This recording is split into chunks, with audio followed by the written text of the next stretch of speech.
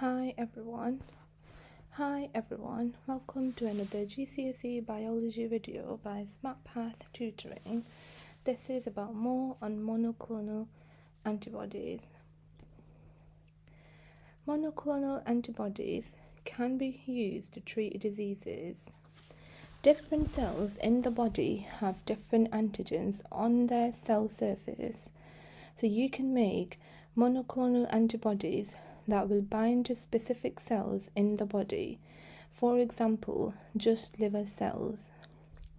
Cancer cells have antigens on their cell membranes that aren't found on normal body cells. They are called tumor markers.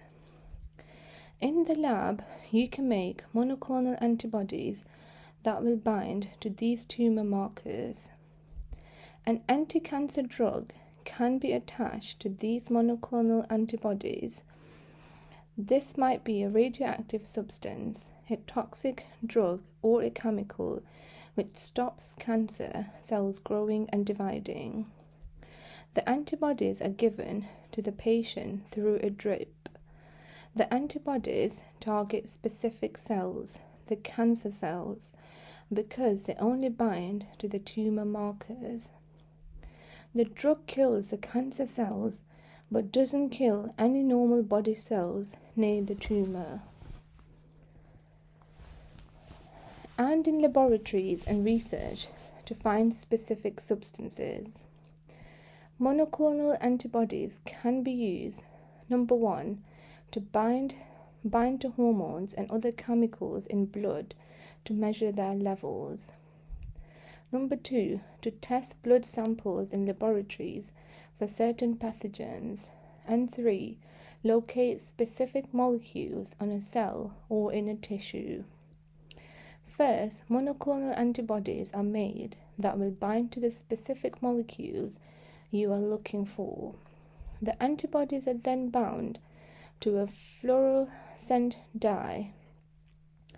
If the molecules are present in the sample you're analyzing, the monoclonal antibodies will attach to them and they can be detected using the dye. Monoclonal antibodies do have some problems though. There are some obvious advantages of monoclonal antibodies. One big one is in cancer treatment. Other cancer treatments like standard chemotherapy and radiotherapy can affect normal body cells as well as killing cancer cells, whereas monoclonal antibodies target specific cells. This means the side effects of an antibody-based drug are lower than for the standard chemotherapy or radiotherapy. However, monoclonal antibodies do cause more side effects than there were originally expected. For example, they can cause fever, vomiting, and low blood pressure. When they were first developed, scientists thought that because they targeted a very specific cell or molecule, they wouldn't create a lot of side effects.